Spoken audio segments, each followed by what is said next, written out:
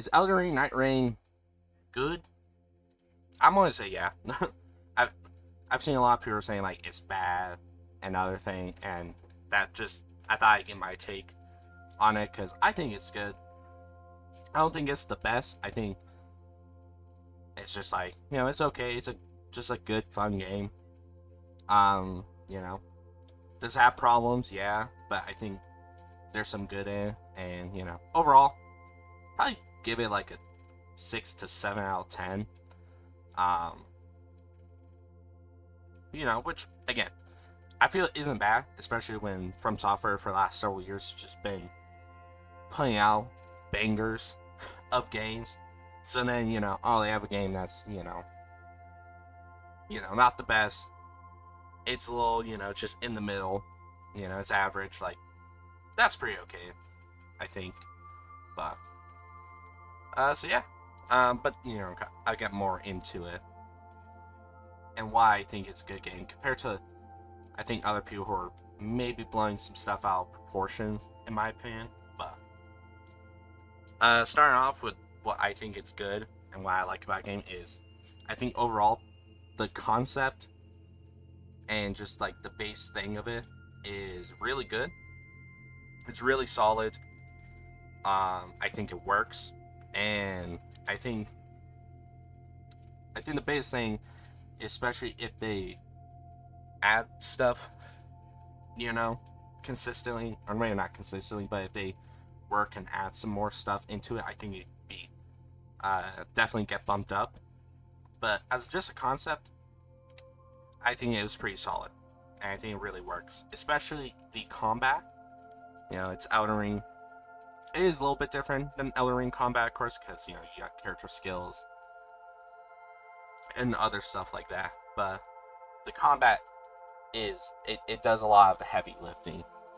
Even when stuff gets stale, I think just how good the combat is kind of makes up for it a little bit to a certain degree. You know, and this is about and this is me talking. I think I have about over 10 hours in. Haven't been in a lot of the Night Lords, but I do randoms, which I mean we'll get into. But so the Night Lords are, I think, really good, and so far are standout with everyone I faced, which has been the first three. Though I have seen, I think, almost all the others except for one I haven't. But they all look fun. They all look good. Different. I think people kind of blow out them like, oh, they just constantly are moving away and other stuff. I think that's a little blown out proportion. Especially from what I've seen with like the dragon one. That, I mean, it sits still, at least from what I've seen, a pretty good bit. And like it's a dragon, it's going to fly and do other stuff, So I think that's a little blown out proportion, just a tad. But I can also, if you are just not a fan of, I guess, big bosses moving, even in the slightest, you'll probably not like a good bit of the Night Lords. But it's whatever. With talking about stuff being blown out of proportion, the random teammate stuff, a bit, people talking about how hellish it is, how like, oh, you can't really like play with randoms in this game. I think that's just false. Now, is it harder with randoms, and are you going to have some bad runs with randoms at times? Yeah. But to me, it really feels like a good probably 60, 70, 30 of like 70, you'll have average and good runs. To 30% where you'll have like just ass runs, like just nothing's working, nobody's working together, nothing like that. Like it, the random, like you can still do this game easily with randoms. Is like it's just probably going to take a little bit more time. Yeah. But other than that, like I think that's been blown out proportion. Now solo, that shit is just hard. That one, I think, has been blown out of proportion with just how hard it is for solo. But, I know they released a patch where I think revive during the night boss fights once. So it's a little bit easier now, and I want to say they're doing more, but I might be wrong on that. I don't know though. But yeah, randoms are pretty fine. You can easily, I feel, at least in the early Night Lords, beat them. You just gotta get a good run. But like, and the price, I've seen another big thing. The price is fine, I think, especially with how prices are right now. Where they want 80, some are trying for 90, and people even in the industry want $100 games. For $40, I think it's good. Could maybe be a little bit lower, sure. But again, this is all under the thing of them adding more, even before the DLC that they already announced. So because a big thing is, the amount of content doesn't justify the 40, or since it is a lot of reuse, enemies from different games, and Elden Ring and other stuff, with the Night Lords being like the unique bosses. I don't know, it just, to me, it feels like it's fine, especially with how now, how expensive games are starting to become. Not even starting, how they've been, and how it's just continuing. And yeah, and especially if they do just add more through its life, I think it's definitely fine as a price. Probably could have been a little bit lower. Like, I think a 30, or maybe like 35 even, would have been, perfect. But 40, still good, And then, the characters, for what I think is really good with the game, is all the classes so far feel pretty fun to play. Some feel a little bit better than others, but I mean, that's like any game. You're going to have some, that are just better. But, no, yeah, I think they're all solid. And they're fun to play. They seem pretty well designed, in my opinion. My favorites being the Wilder, the Duchess, and the Iron Knight. Is his name the Wilder? I don't know. I think it is. I might be wrong now, because now I'm like getting my head. Is it? I don't know. Oh. And then, it's going to flash on screen. It's actually going to be like something completely different with none of those letters in there. But yeah, and the lore sections of them, I think, have been pretty solid so far, which I do recommend. For if you haven't played Nightreign, I recommend. But especially, I think doing the Remembering quests, it gives you something to do that's different than just the typical run, even if it's not the most, different. But just stories, like the little story they have going with them so far. And I think I saw that it leads into different endings for the characters, so that's pretty cool.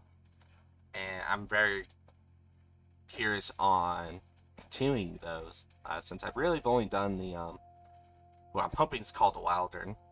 Only really done him, and I've done a little bit of the Duchess, which with those, it is nice that they give you unique relics that do kind of change the character a little bit so far, or just give you a good boost for your skills. That's pretty good, and I really like that. And so I'm kind of hoping, as you continue the Remembrance, there might be something a little bit more unique, maybe at the end, though I can't say really. Now, that's what I liked about the game. The game does have problems, though.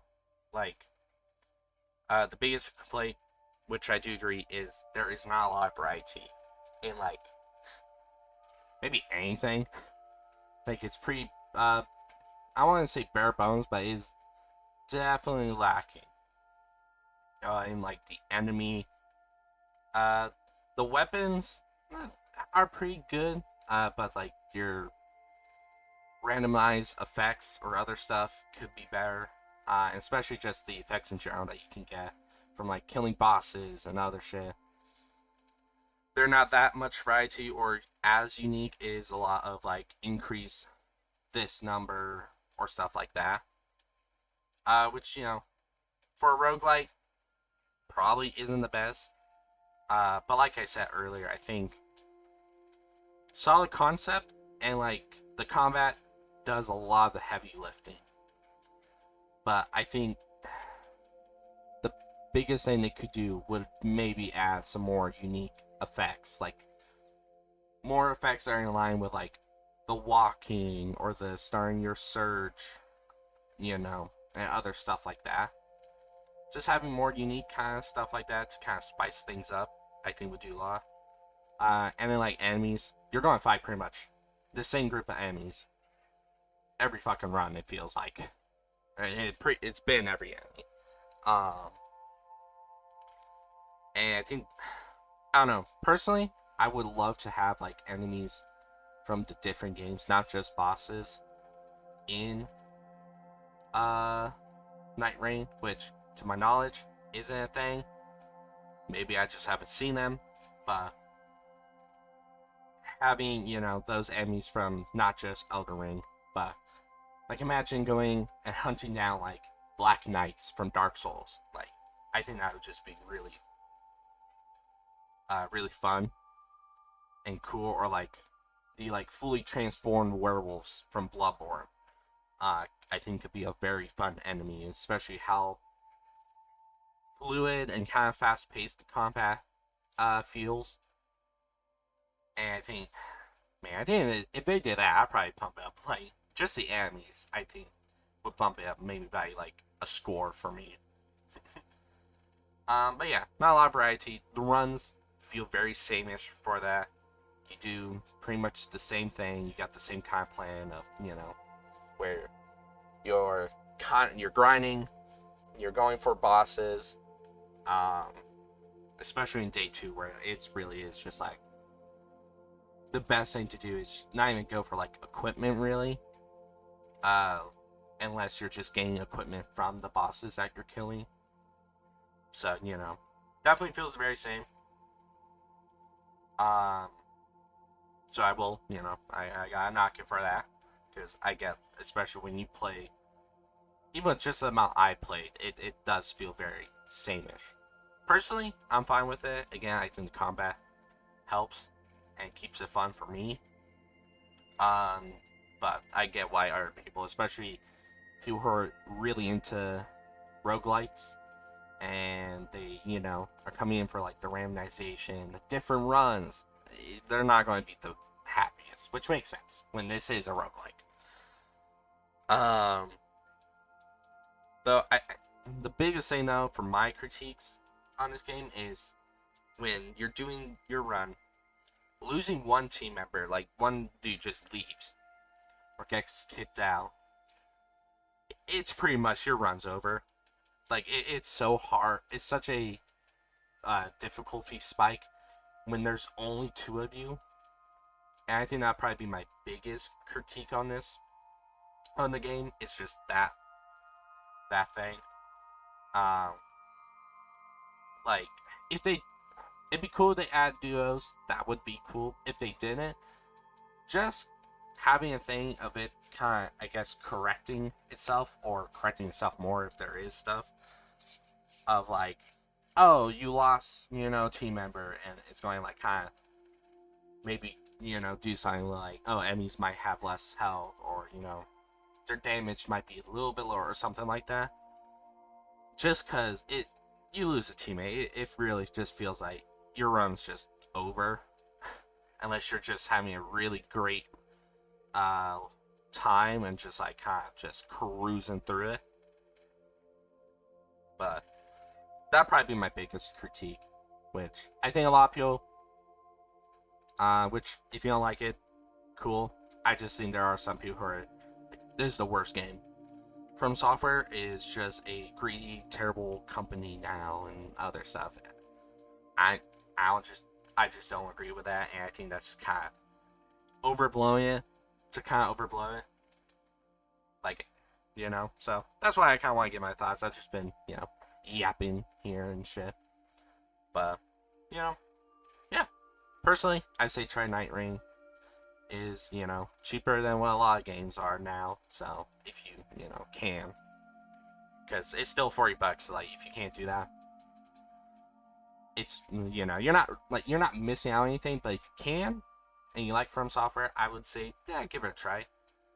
Especially if you do have buddies who also like From Software and play that, and you, again, can do it. Buy it, try it. I think it's 7 out of 10, and, like a lot, like, especially nowadays, where it's just a lot of people are